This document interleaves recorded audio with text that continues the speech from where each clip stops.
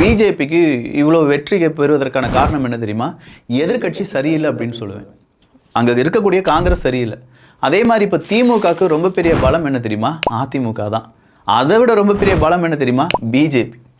எவ்வளோ பெரிய பிரச்சனை நடந்துட்டுருக்கு தமிழ்நாட்டில், வேர்ல்டு லெவலில் இதை பற்றி எல்லாரும் பேசிகிட்டு இருக்காங்க. இன்றைக்கி பிஜேபி செஞ்ச ஆர்ப்பாட்டம் என்ன தெரியுமா?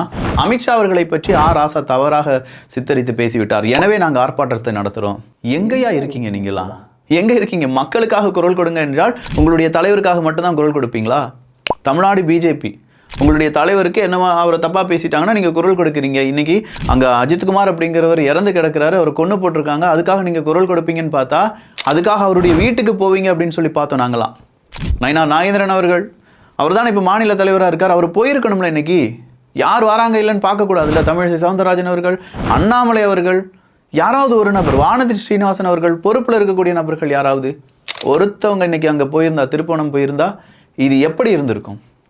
அரசியல் தலைவர்கள் இருந்தீங்கன்னா பாதிக்கப்பட்ட மக்கள் அவங்க கூட நிற்கணுங்க. உங்களுக்கு அவனை பிடிக்கும் இவனை பிடிக்கும் அதெல்லாம் வேணாம். நீ மனுஷனா மதிக்கக்கூடிய ஒரு கூட்டத்தின் தலைவனாக இரு. எந்த அரசியல் கட்சி தலைவராக வேணாலும் இருந்துட்டு போட்டோம். எதிர்கட்சி தலைவராக இருக்கக்கூடிய எடப்பாடி பழனிசாமி அவர்கள் அங்கே போனாரா? இல்லை. முக்கியமான தலைவர்கள், எதிர்கட்சி தலைவர்களில் முக்கிய ஏடிஎம்கே சார்ந்த தலைவர்கள், அமைச்சர்கள், முன்னாள் அமைச்சர்கள் யாராவது போனாங்களா? இல்லை.